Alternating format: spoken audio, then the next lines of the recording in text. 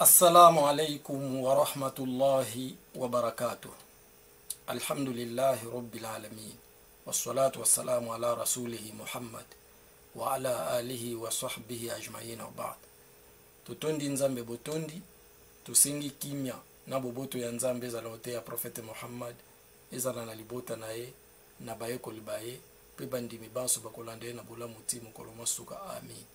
Sima ya oyo, na sengi bino penga itobanga nzambe, tobanga ye solo ya kobanga ye, po mukolo ya suka, tokima itumbu na ye, pe toko kwa kumerite paradis na ye.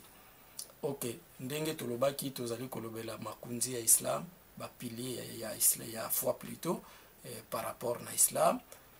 Tolobela ki déjà premier pilier, tolobela ki deuxième pilier. Premier pilier ezalaki kondima nzambe, deuxième pilier ezalaki kondima ba angelu ya nzambe.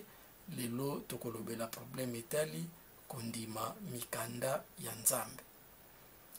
Nzambe tango asali moto azalaki deja na bisengo nyonso ya nzambe na kati ya paradis. Kasi salaki ke examen moto azwaki ayaki kobima na miséricorde ya nzambe akitisi ye awa na mabele, de sorte que a vivre pas sur ko vivre. Mais lokola nzambe azali nzambe ya mawa, a inspiraki epa ya Adam akoka kosala tubela. Effectivement Adam asalaki tubela. Po nzambe azongisa ye na miséricorde na ye, asalaki condition alobi na kotindela bino guide na ngai. Soki guide wane ekomeli bino oyo akolanda yango akozonga na miséricorde na ngai, ti ya kokota paradis, akozala susu na likambo kobanga te, akozala na susite. Mais oyo akoboya kolanda guide na ngai, ye ayebake akokende lifelo akovanda kuna libela. Par rapport na promesse wana, guide wane ye na nini ese manifeste, nzamba bandi kotindela biso ba messager pe ba prophète na ye, et entre bango apesi mikanda na ba misusu po baye la biso sango na ye oyo ezwami na kati ya mikanda wana. Na kati ya mikanda wana, Islam ezali ko reconnaître 4 livres oyo tobengaka kutubu samawiya, tope mikanda céleste, les livres célestes, ba livre oyo nzambe a révélé. Ba livre wana oyo yebani ya minene ezali mine. Ya liboso ezali Zabur, no Taurat plutôt, tozali na Taurat oyo babengaka Torah, nzamba kitisaki yango epai ya Moïse, tango tokolobela ba prophètes, toko répéter lisusu biloko peut-être. Nzamba kitisaki buku tobengi Zabur, nde ba ndeko misusu soki naza na bonne mémoire yango babenga ba cantique, mais kombo obiso toyebeli yango ezali Zabur. Ezali mokanda o nzamba kitisaki epai ya David tope Daoud kimi ya nzambe ezala na ye. Ezali na mokanda o tobengi évangile, o babengaka na français évangile, na arabe tobengaka yango injil. Injil nzamba kitisaki yango epai ya Jésus, o biso tobengaka na arabe Isa ibn Maryam. Tozali na mokanda o tobengi Quran tope Coran na français, nzamba kitisaki yango epai ya prophète Muhammad sallallahu alayhi wa sallam, kimi ya nzambe ezala na ye, ezala pe na bango nyonso. Ok, mais en dehors ya wana ezali na ba feuillet.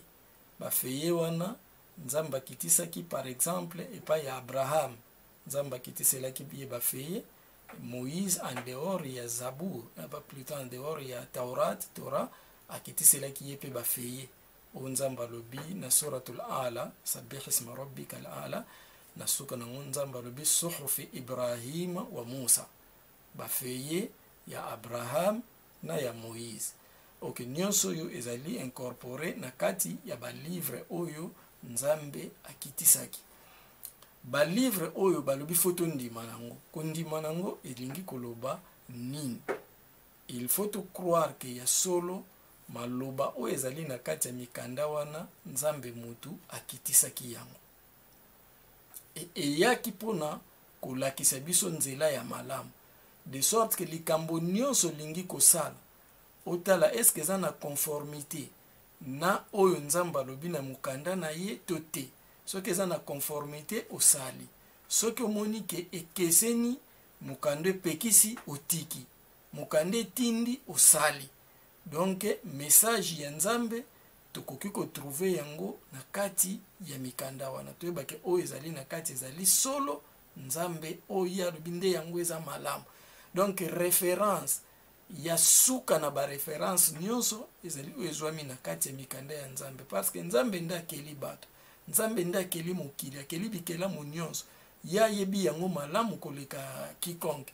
C'est ainsi soki ya alobi eloko eza malamu, okomona science koyi kolobaki te wana eza malamu te, mais peut-être bakomi na niveau oyo Nzambe azali koyebela eloko wana te, malembe ti plus tard soki babakisi ba recherche na bango bakende ko rejoindre kaka ke Nzambe o alobaka ezali ya solo.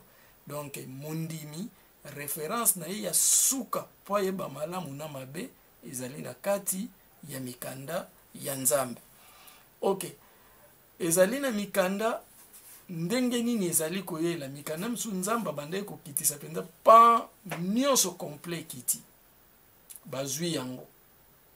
Mais malheureusement mikanda nyonso ya kala nazoloba makambo o sans passion, mikanda nyonso ya kala batu nyonso bayebi ke œuvre ya mutu esi ekoti na kati mingi etikali susu na originalité nango oyo Nzambe akitiselaki yango te. Batu bakotisi makanisi na bango na kati, baswati misusu kutu mobimba nango koma ba imagination nde komi na kati, parce que ba makambo lekaki ba guerre, ba chef ya mabe ba leka o batumbaki bazali o basalaki ba effort ya kobungisa ngo bazali o ba falsifiaki na ba forme moko bazali misusu komi batu ba se réunir ba bimisika keloko moko boye eza à peu près na idée wana ekoti na kati ekoti confusion mingi. Mais départ nango ezali ke Nzambe akitisaki mikanda wana, bien que batu baye kosala ba poto mingi na mikanda mingi oyo elekaki, mais Nzambe akitisaki yango. Ainsi okomona pona kolakisa ke batu basi touché mingi, okomona bisika misusu Nzambe moko alobi oyo alobi contraire koto ezali kobeta na yango na ndenge moko ke moyen vraiment bo comprendre lisusu ezate à part peut-être kokanga kaka misu mokomona yo moko tango zo sentiment open Nzambe kaka mutu alobi ti open. Donc biloko monsieur comme mona na keza normal te mais zo mina kati. Bon, tout ça ezali makambo. Mais Nzambe komona ke batu na ye bazali na besoin ya kozala na mukanda moko ya solo oyo batouché te, aye kokitisa Qur'an na suka Coran. Mukanda wana tango Nzambe akitisi yango ye moko azui garantie ya ko protéger yango po ebeba te bato ba falsifier yango te. Ba garantie nini o Nzambe pesi po bato ba falsifier yango te. Vraiment na kokena ndenge o bato ba ko capter facilement moi biloko ya mike avant Coran ekita ba génie bazalaki komata ti na basieux esika oyo bazali kosalela ba destin ya batu, bazali ko calculer makambo ekosalama na mokili nano esalami te. Mais avant Coran ekita déjà Nzambe atiaki barrière ba génie bazala susu na possibilité wana te, ablokaki bango. Pona nini mokanda ne tango koya bango bazwango na bandenge na bango te baya nango awa na mokili koya kopsala potopoto. Sima nango tango yango ezokita na ndenge moko soki ange Gabriel ayebisi prophète sallallahu alayhi wa sallam makambo ya Nzambe, tango ya kozwango abandi koyebisa bato baza pembeni na ye, batu wana bazali ko mémoriser et puis o bayebaki kokoma bazali kokoma na ba parchemin ou ezalaki na tawana. Donc okoka kokoma na poswanya makoki akomi, okoka kokoma na libanga akomi, na ba biloko misusu oyo koma ba plante misusu ba écorce ya nzete bazali kokoma. Donc mutu na mutu azokoma ya ye mais bazo mémoriser. Et puis prophète abande ko tangisa akotangisa ndenge elobami na hadith soka tangisi 10 versets ya Coran, faut batu ba mémoriser ba comprendre bayebi tina nango sima leki na mususu. Ok, wana na école. Mais soki révélation ye a lobby, bato ko mémoriser, ba mémoriser, bato ko koma ba komi. Tango prophète Muhammad sallallahu alayhi wa sallam avant kufa Coran esili, kutu eloko moko bande ko sala malisusu ezali important pona kolakisa garantie ya Coran. Soki ane nyonso Ramadan ekoti sanza moko toza nango na kati ya Islam, tobenga yango Ramadan, ezali 9e mois ya calendrier lunaire. Soki tokomi na sanza wana, ange Gabriel abandaki koya epa ya prophète, bakosala révision ya parti nyonso oyo esi atangisaki ye liboso. Tango akomi na ane ya suka oyo ezalaki ane ya liwa ya prophète Muhammad sallallahu alayhi wa sallam, Ramadan ya suka, au lieu de une fois, ayaki 2 fois basali révision ya Coran mobimba 2 fois. Et ordre ya Coran prophète ye moko bande ko déjà parti à version ekiti pe bando kitaniyo sonzela mon côté. Ce qui parti mo ekiti abizwa oyo botia yango na sima ya verset tel et sika tel. Bozwa obotia yango na verset tel et sika tel. Donc ye moko abandaki déjà ko pesa positionnement ya chaque verset oyo ezali kokita. Ezana verset mususu ekita ki avant, mais na kati ya korezo ko se retrouver na surat moko eza côté ya suka. Soit ekita ki après, mais eza ko se retrouver na sura moko eza côté ya liboso. Nyonso wana ye moko prophète a classaki déjà verset na place nango. OK. Ezalaki ya kokoma effectivement, mais nyonso etiamaki place moko te ezala mokanda moko. Tango prophète akufi, Abu Bakr Siddiq radiallahu anhu nzamba sepelana moko ya ba calife ya prophète Muhammad sallallahu alayhi wa sallam, donc premier calife disciple ya liboso ya prophète o a succédaki na ko diriger ba musulman. Tango ya ye abandi sikoyo eza na bitumba moko esalamaki nano effectivement à partir ya bitumbana batu oyo bazalaki na Coran na mutu au moins 70 bakufaki na bitumba wana.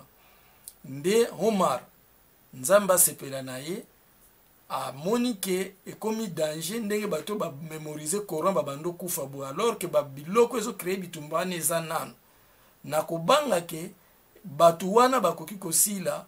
Ayebisi Abubakar Siddiq soki moyen ezali basangisa Coran esika moko batia yango na mukande ezali place moko. Ezalaki pasi pona Abubakar kondima yango parce que mona kondira linga salika moko prophète asalaki yango te. Mais avec insistance nzamba ye kofungola motema ya Abubakar a comprendre eloko oyo Omar a comprenaki. Nde Omar abengi moto moko kombo na ye ezalaki Zaid ibn Thabit. Abengi moto wana ayebisi ye ke asala effort alandela ba trace nyonso ya Coran na bato baza nango de sorte que ba réunir Coran ezala esika moko, batia nyonso na esika moko. Ye pe ezalaki ye pasi po andima yango esalaki ye pasi neti ke bapesi musala mo ena neza makasi pe eloko moko prophète asalaki te. Mais tant ba continue ko expliquer a komi convaincu effectivement asalaki basalaki commission pona kosala ko réunir Coran. Bazalaki ko bengisa moto. Soki moto wano ye oyebi koza na Coran otangi oza nango na mutu olakisi oyo okoma, et puis bakofo ya na 2 témoins ya yo o bako témoigner ke makambo wana oyo lobi oyokaki yango pa ya prophète eza vrai ndenge wana. Bazo ko enregistrer nyonso ba enregistrer nyonso ti ndenge bayaki kosilisa Coran mobimba. À part 2 versets, il y a Surat Tauba na suka kuna laqad ja'akum rasulun min anfusikum tina suka nango yango mutu oyo apesaki yango ye ayaki na ba témoin te, pasalaki na témoin te parce que prophète sallallahu alayhi wa sallam alobaki déjà que témoignage na ye mutu wana ezali na valeur ya 2 témoins déjà. Alors bandimelaki ye kopesa parti na ye ndenge wana. OK. Tango asilisi kokangisa yango ndenge wana ekomi esika moko bakei kopesa epai ya Abubakar Siddiq musala o bango basalaki a conserver yango ezali parti moko moye tolobela yango nyonso mbala moko ezali te mpo na lelo na bandi tokosuka nango esika wana nanu bato batikala ndenge wana parti ya mibale tokoya kolakisa ndenge nini évolution ya kosalama ya Coran ezalaki ti tozala nango na forme oyo tozali nango na mokolo ya lelo. Vraiment nayebi ke bato oyo bazali na posa ya koyeba balandeloko malamu parce que bakomona pourquoi Coran tokoki komona valeur nango makasi na tokoki kozala na assurance nango makasi par rapport na makambo misusu bato bakodécouvrir soki nzambe asalisi. Na remercier mingi na bandeli lisusu ko remercier banda to banda ba makambo oyo ezali na ndeko moko amekaki kosalisa biso na mwa eloko ya moke permetaki biso tosomba materiel ndambo oyo tozo continuer kosalela biso moko pe tozo bunda malembe kobakisa malembe ndeko wana nzamba futa ye lokola asengaki natanga kombo na ye te mwana natanga kombo na ye ezali te na pesi mbote na bandimi nyonso oyo bazwi chaîne oyo lokola esika na bango ya kolandela mateya bazali régulier na sengi na bino surtout bo continuer ko s'abonner na page Facebook même na chaîne wana bo s'abonner po soki eloko ya sika ekoti boyebaka mbala moko ke eloko ya sika ekoti kimia ezala na mabota na bino nzambe asalisa biso tokutana na paradis pe abongisa vi na biso ya mokili awa wa sallallahu ala Muhammad wa ala alihi wa sallam alhamdulillah assalamu alaikum.